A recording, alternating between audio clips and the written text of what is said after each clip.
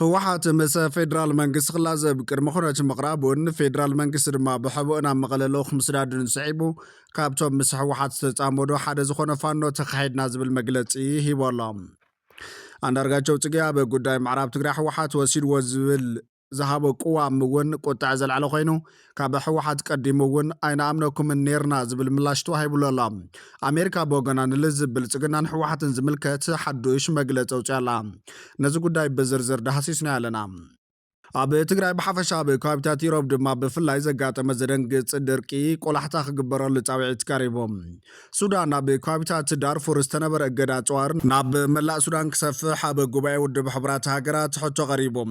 እዚ ድማ ነቲ ምስ ትግራይን ኤርትራን ጥቡቕ ርክብ ዘለዎ ብጀነራል ዓብደልፈታሕ አልቡርሃን ዝምራሕ ሰራዊት ብከቢድ ኣሻቂሉ ኣሎ። ሰላም ጥዕና ሃበልና ቤተሰብ ኣፎት ሚድያ። እዚ ኣፎት ሚድያ ነሰዓት ዝሓዝናዮም ሓበሬታታት ብቐንዲ ነጥብታት ፈሊምናዮም። ንምድለዋትና ላይክ ሼር ንሚድያና ሳብስክራይብ ብምግባር ቤተሰብ ኣፎት ሚድያ ክትኮኑ ብክብሪ ብምዕዳም ናብ ዝርዝሮም መቢልና።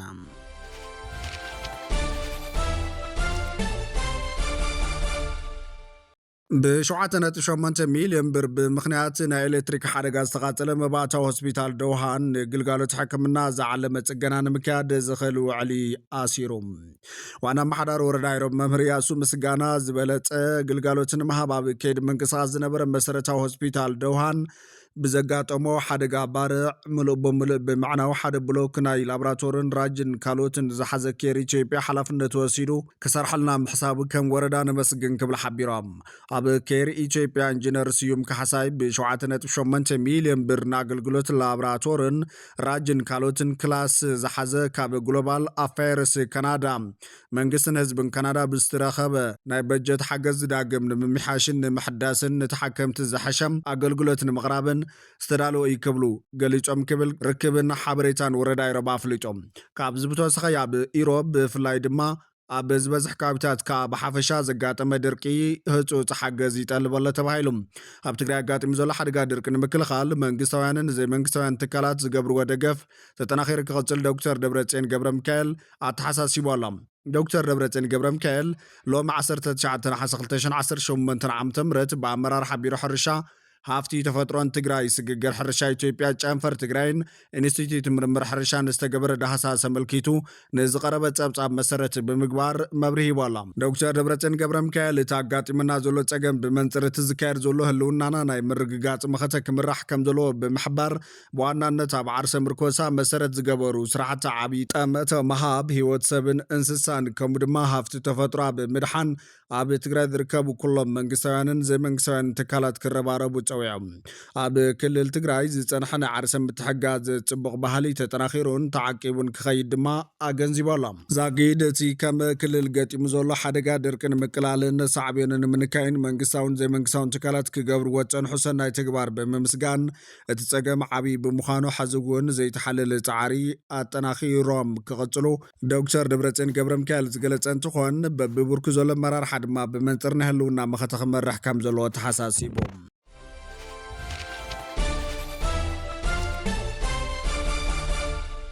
سعود عرب 240 كيلو ጫት ሒዞም ካኣቱ ዝፈተኑ ኢትዮጵያውያን ከም ዝተኣሰሩ ኣፍሊጣ።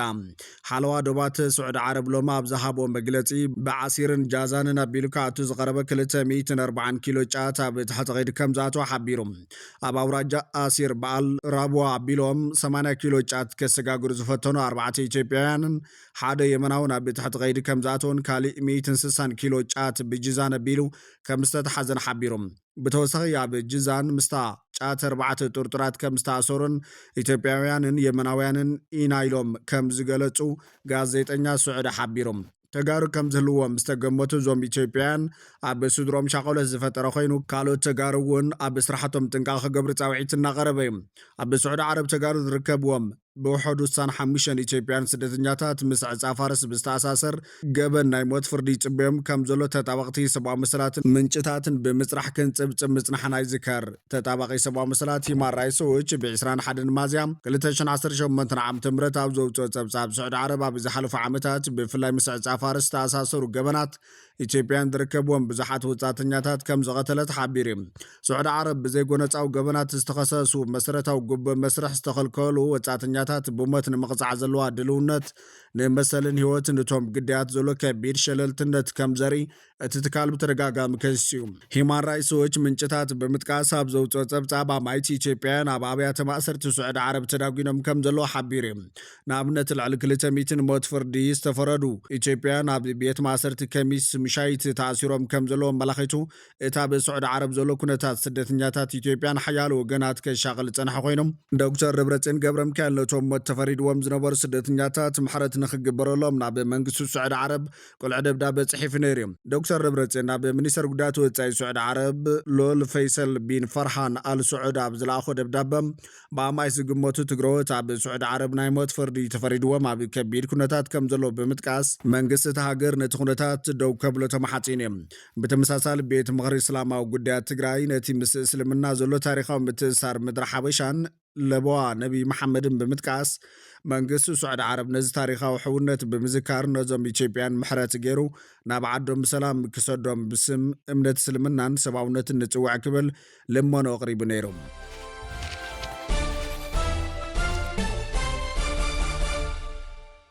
ኣሜሪካ ብላዕሊ ኢራንን ቻይናን እትርከበን ንግዳዊ መሻርክታን ቁጠባዊ እገዳ ክተስፍሕ ከም ዝወጠነት ድሕሪ ምእዋጃ ቻይና ረብሓታታ ክትሐሉ ከም እትንቀሳቐሰ ጠንቂቓ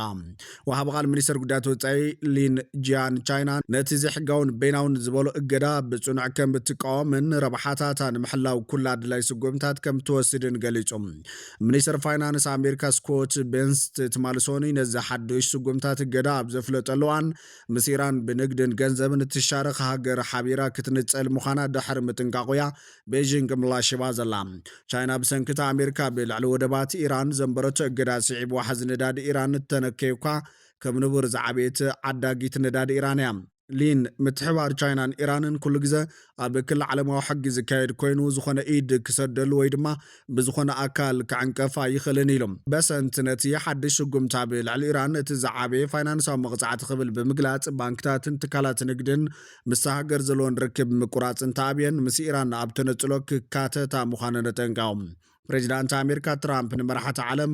ምስቲ ስርዓት ወይ ድማ ኢራን ዘለዎም ርክብ ደው ከብሉ ከምሕፀን ብቴሌፎን ከዛረቦም ምዃኑ እውን ገሊፆም። ይኹን እምበር በሰንት ብዛዕባ ባንክታት ቻይና ንዝቐረበሉ ሕቶ እንትምልስ ካብ እገዳ ኣሜሪካ ዘምልጥ ከም ዘይህሉ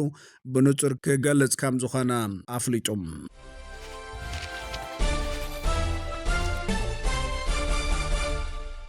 ሱዳን ኣብ ከባቢታት ዳርፉር ዝተነበረ እገዳ ጽዋር ናብ መላእ ሱዳን ክሰፍሕ ኣብ ጉባኤ ውድብ ሕቡራት ሃገራት ሕቶ ቀሪቦም። እዚ ድማ ነቲ ምስ ትግራይን ኤርትራን ጥቡቕ ርክብ ዘለዎ ብጀነራል ዓብደልፈትሕ አልቡርሃን ዝምራሕ ሰራዊት ብከቢድ ኣሻቒሎሎም። ኣብ ውድብ ሕቡራት ሃገራት ዩኤን ዝተለዓለ ኣብ ልዕሊ ሱዳን ዝተነበረ እገዳ ጽዋር ናብ መላእ ሃገር ንምስፋሕ ዝቐረበ እማመ ብምኽንያት ረብሓታትን ጂኦፖለቲካዊ ፍሕፍሕን ናይቶም ሓያላት ሃገራት ዓብዪ ምስሓብ ፈጢሮሎም። እዚ ብወርሒ ነሓሰ 2026 ዝተለዓለ ዛዕባ ነቲ ካብ 2004 ጀሚሩ ኣብ ዞባ ዳርፉር ጥራይ ተገዲቡ ዝጸንሐን ኣብ መስከረም 12 2026 ዘብቃዕ እገዳ ጽዋር ብምሉእ ናብ ሱዳን ንምስፋሕ ዝዓለመ እዩ። እቲ እማመ ብወገን ኣሜሪካ ብመንገዲ ፍሉይ ማሳድ ብሎስ ዝቐረበ ኮይኑ ነቲ ኣብ ዳርፉር ዝነበረ እገዳ ጽዋር ናብ ሙሉእ ግዛት ሱዳን ምስፋሕ ሰብ ኣልቦ ነፈርቲ ድሮናት ተተኮስትን ምስኡ ዝተኣሳሰሩ ናይ ቴክኖሎጂ ደገፋትን ምእጋድ ነቲ ምግሃስ እገዳታት ዝከታተል ናይ ክኢላታት ጉጅለ ኣባላቱ ምውሳኽን ምክትታል ምስፋሓን ዘጠቓልል እዩ። ዴንማርክ፣ ዓባይ ብሪጣንያ፣ ፈረንሳይ፣ ኣሜሪካን እዘን ሃገራት ነቲ እማመ ሙሉእ ልቢ ክድግፋ እንከለዋ ምኽንያታትን ድማ እቲ ኩናት ካብ ዳርፉር ወፂኡ ናብ መላእ ሱዳን ስለ ዝተዘርግሐ እገዱ እውን ምስኡ ክሰፍሕ ኣለዎ ዝብል እዩ። ሓላፊት ፖለቲካዊ ጉዳያት ዩኤን ሮዝሜሪ ዲካርሎ ከም ዝገለጸቶ ዘመናዊ ጽዋር ካብ ወፃኢ ሃገራት ናብ ክልቲኦም ተዋጋእቲ ወገናት ማለት እውን ሰራዊት ሱዳንን ፈጣን ሓይልታት ደገፍ RSFን ይውሕዝ ስለ ዘሎ እዚ ክግታ ኣለዎ ዝብል እዩ።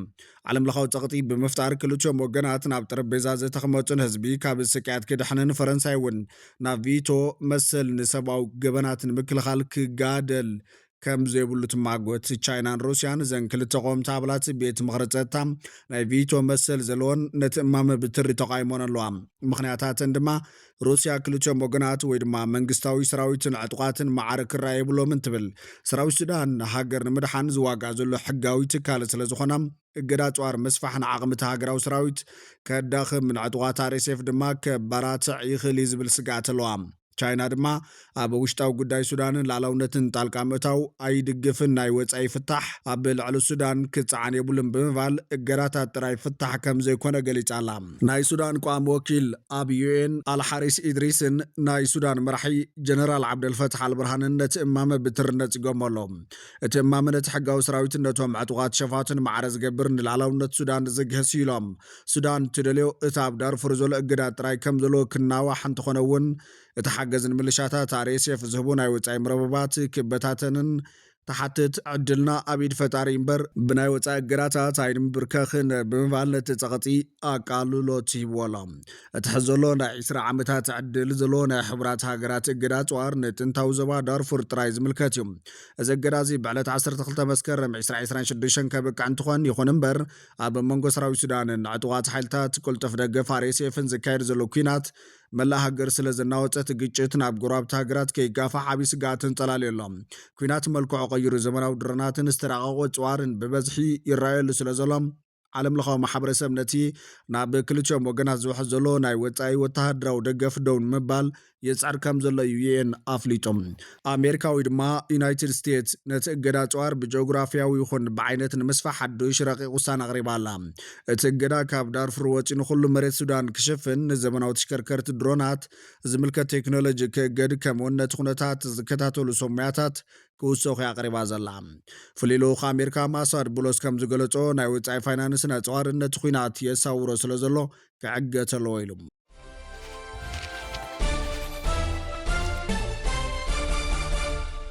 ህወሓት ምስ ፌደራል መንግስቲ ክላዘብ ቅድመ ኩነት ምቕራብን ፌደራል መንግስቲ ድማ ብሕውእ ናብ መቐለ ልኡኽ ምስዳኑን ስዒቡ ካብቶም ምስ ህወሓት ዝተፃመዱ ሓደ ዝኾነ ፋኖ ተኻሒድና ዝብል መግለፂ ሂቦም። አንዳርጋቸው ጽጌ ኣብ ጉዳይ ምዕራብ ትግራይ ህወሓት ወሲድዎ ዝበሎ ቅዋም እውን ቁጥዕ ዘለዓለ ኮይኑ ካብ ህወሓት ቀደም እውን ኣይነኣምነኩም ነርና ዝብል ምላሽ ተዋሂቦ ኣሎ። ኣሜሪካ ብወገና ንልዝብ ብልፅግናን ህወሓትን ዝምልከት መግለፂ ኣውፅኣ ኣላ። ፍሉይ ልኡኽ ሕብረት ኣፍሪካ ብቅርኒ ኣፍሪካ ኦሉሴጉን ኣባሳንጆ ብሶኒ 24 ናሓሰ 2026 ናብ ትግራይ ወግዓዊ ዘይኮነ መብፃሕ ከም ዝገበረን ምስ ኣቦ እምበር ህወሓት ዶክተር ደብረፅዮን ገብረ ሚካኤልን ፕሬዚዳንት ትግራይን ከም ዝተዘራረበን ዝተረኸበ ሓበሬታ ይረድም። ቢሮ ጉዳያት ኮሚኒኬሽን ትግራይ ነዘመልኪቱ ኣብ ዘውፅኦ መግለፂ ነዚ ምብፃሕ እቲ ፍሉይ ልኡኽ አንደበታዊ ክብል ገሊፅዎ ኣላ። ትግራይ ካብቲ ብ2022 ብስምምዕ ዘላቒ ምቁራፅ ተፃቦታት ደው ዝበለ ናይ 2 ዓመት ደማዊ ኩናት ሕድሕድ ገና ኣይሓወየትን ዘላ። ሰበስልጣን ትግራይ ኣብ ቀረባን ብዝተፈፀመ ተኸታታሊ መጥቃዕቲ ድሮናት ንማእኸላይ መንግስቲ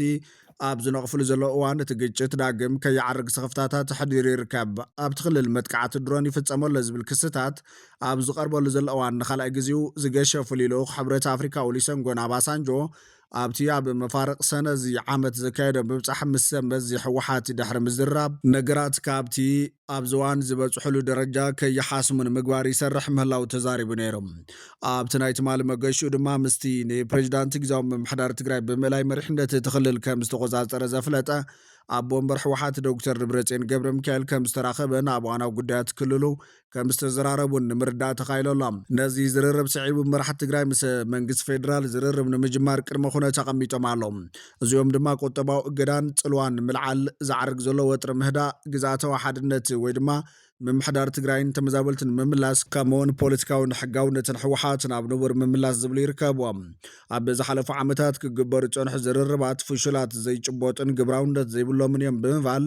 ኣብ ልዕሊ ትኽልል ተነቢሩ ኣሎ ዝበሎ ቁጠባዊ ዕፅዋ ንኽላዓል ዝገብር ዝርርባትን ርክባትን ንኽካየድ ሓቲቶም ቁኑዕን ሓቀኛን ዝርርባትን ርክባትን ኩሎም መዳርግቲ ኣካላት ይሓትት ብምባል ትርጉም ዘለዎ ናይ ሰላም ዝርርባትን ርክባትን ንምግባር ብወገን መሪሕነት ትኽልል ድልውነት ከም ዘሎ ጠቒሶም ገሊጾም ይኹን እምበር በዚ ሕወሓት ዘቕረበ ቅድመ ኩነት ልዝብ ምስ ብልጽግና ዘይተሓገሱ ዝመስሉ መሪሕነት ፋኖን ኣብ ጽምዶ ዘለዉ ሰባት ነዚ ጉዳይ ቅጽበታዊ ዝኾነ ምላሽ ብምሃብ ሕወሓት ምዕራብ ትግራይ እህጊር ጽምዶ ጀሚሩ ክብሉ ሚስጥር ዝበልዎ ዘረባ ከስማዕ ጀሚሮም ኣሎም ይኹን እምበር ኣይተ ኣማኑኤል ሰፋ ነዚ ካብ ወገን እንዳርጋቸው ጽጌ ዘቕረበ ክሲ ፍጹም ሓሰት ክብል ነጽጎሎም ጽምዶ ብዝብል ስም ብመንግስቲ ኤርትራ መሪሕነት ኣብ ዝተመስረተ ፖለቲካውን ወተሃደራውን መንቀሳቐስ ንጡፍ ተሳትፎ እናገበረ ዝርከብ ኣይተ አንዳርጋቸው ጽጌ ኣብዚ ሳለስቲ ኣከራኻሪ ዘረባ ምስምዕ ስዒብን ሕወሓት ተቆጢዐላ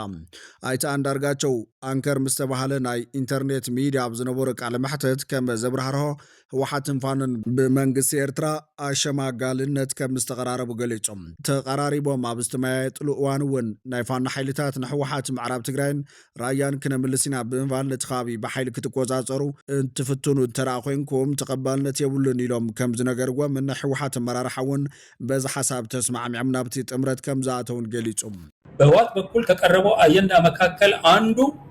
ከፋኖ ጋራ በአንድ ላይ የምንሰራበትን ሁኔታ ፍጠሩልን ነው ያሉት ያለው ኤርትራ አማላጅ እንዲሆን ጎቢቱን እንዲሆን በህወሓትና በፋኖ መካከል በኤርትራ መንግስት የቀረበውን ቅድመ ሁኔታ እዛ ስብሰባ ላይ አቋለውኛል ይሄን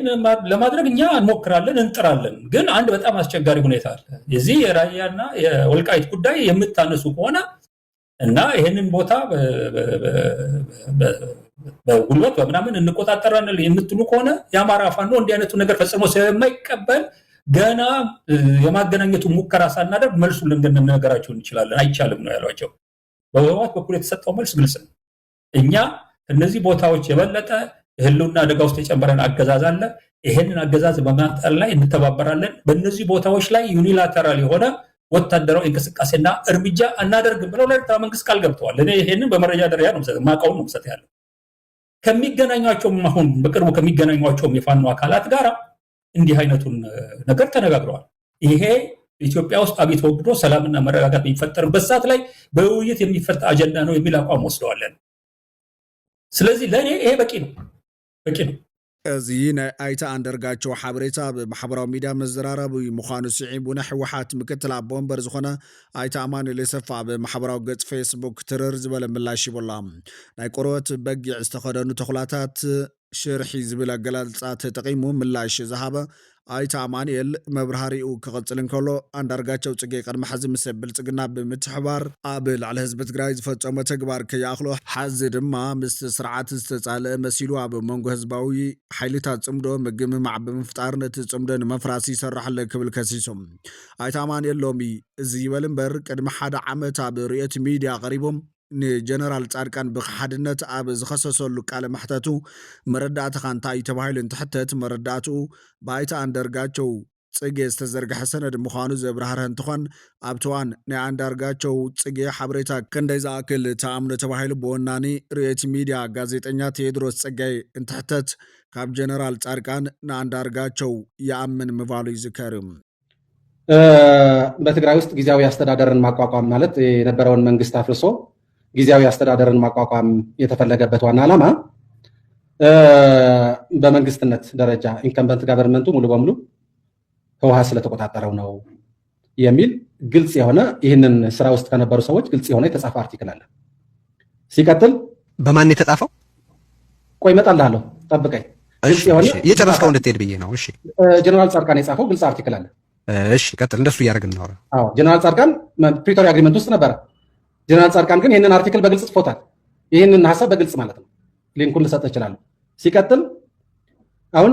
አንዳርጋቸው ጽጌ በቅርቡ ጊዜ የሰጠው ምስክርነት ህወሓት